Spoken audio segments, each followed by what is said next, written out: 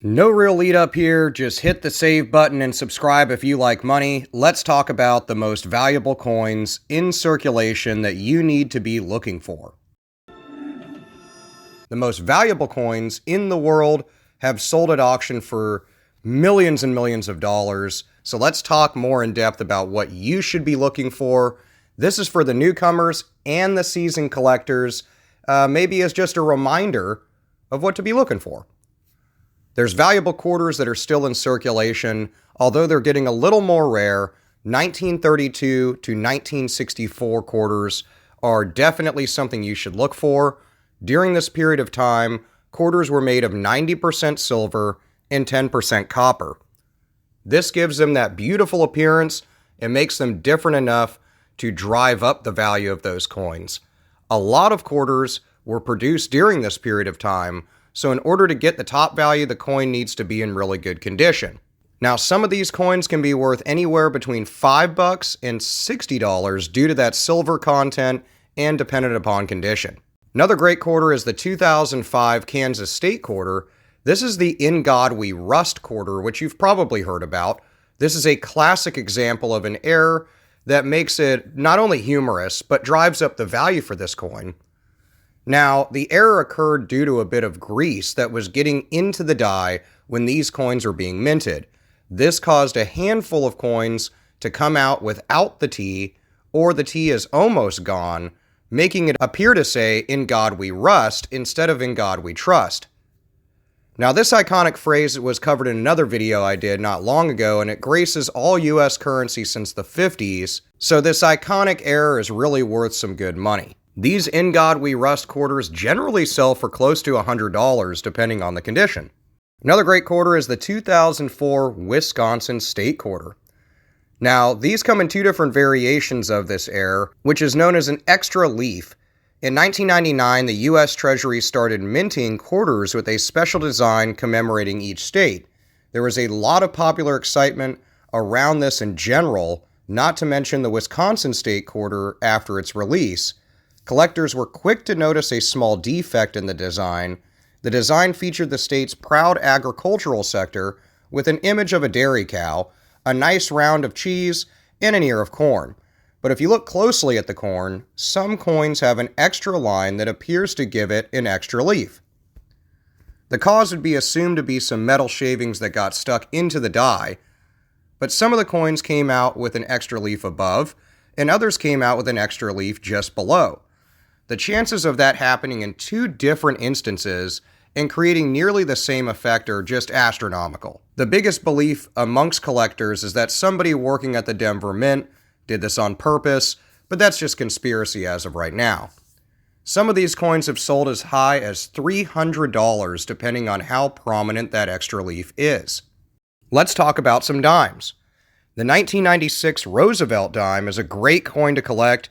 These dimes were made just for collectors to mark the 50th anniversary of the 1946 Roosevelt Dime. They were never supposed to be in circulation, but a bunch of them got out into circulation after being taken out of their sets and spent on regular purchases. Now, there is 1.5 million of these dimes made, and a ton of them have come up in circulation.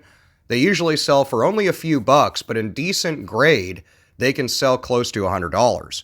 The 1982 No Mint Mark Roosevelt Dime is another great one to hold on to if you come across it. The U.S. Mint made the coins.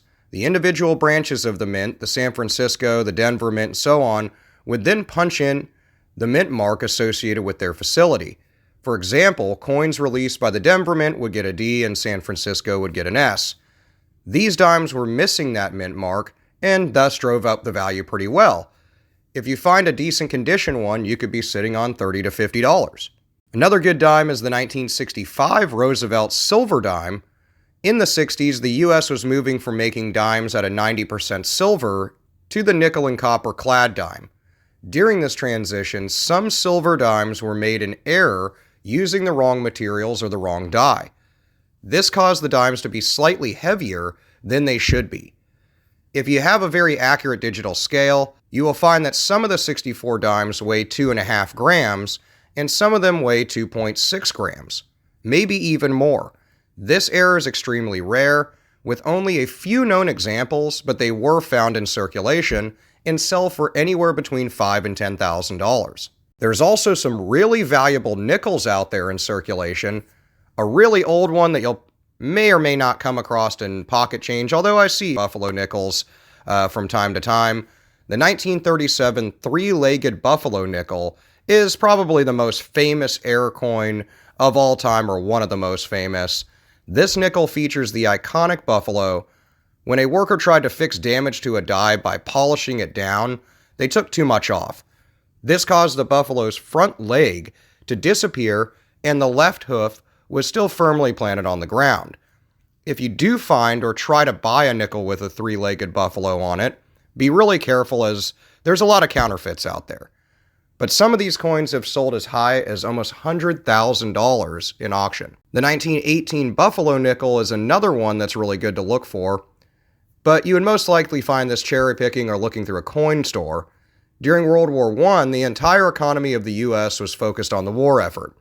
This is applied to coinage by simply not printing as many of them. The rarity of this coin due to a low mintage is why it is so valuable. All the coins went into circulation and none were saved in perfect condition as uncirculated coins. So if you find one of these with a really good quality or condition to it, you could be sitting on tens of thousands of dollars. 1942 through 1945 silver nickels are really great to look for, although they are really old. During World War II, the nation was putting all of its resources into fighting the enemy, and material like nickel was being used for tank armor and creating strong portable bridges. The government decided to use silver for all of its nickels, giving them a value of more than face value even at the time they were minted. These are now worth anywhere between $10 and $20 depending on the condition. Now, one of the collector's favorite coins to look for, the penny, has tons of coins in circulation that are worth really good money, but let's talk about a few of them. The 1943 steel cent I won't even talk too much about, but the steel cents are really popular. A similar story explains the creation of a steel nickel during the war, as copper was being used for electronic wiring. The interesting thing here is that the steel is worth far less than the original material. It is the rarity that gives this coin such a good value. This is a great example of how collecting coins can help us tell the stories of American history. These coins are usually worth about $10, but really highly graded ones can be worth thousands. The 1995 double die penny is a really great error coin to look for. In 1995, a lot of pennies were minted with a double die error. This made the words look slightly blurry on one side and may have affected the color of the coin. In this case, it is not considered a rare coin, as there's estimated around 500,000 of them minted. That makes this coin one of the likeliest values for you to discover in your circulation pocket change. These coins usually sell for around $50. The 1969 penny, however, is another double die that can exist in your pocket change, but these are really rare to come across.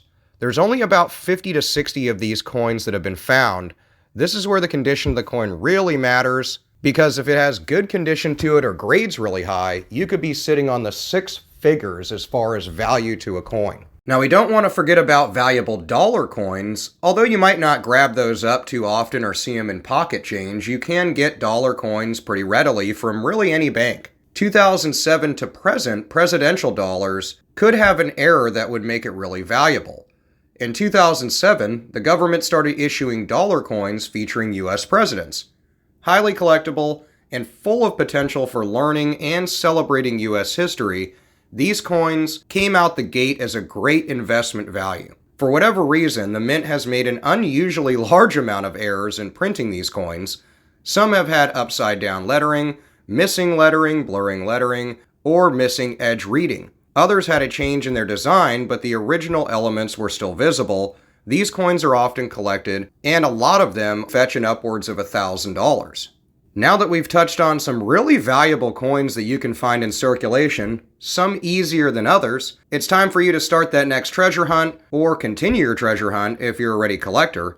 Circulated coins are great collectibles because I feel like they all have a really good story to tell. They're always a good conversation starter, even for people that are not even into collecting coins. So get out there, look through your pocket change, look through your banknotes, see if you find anything that's worth more than face value.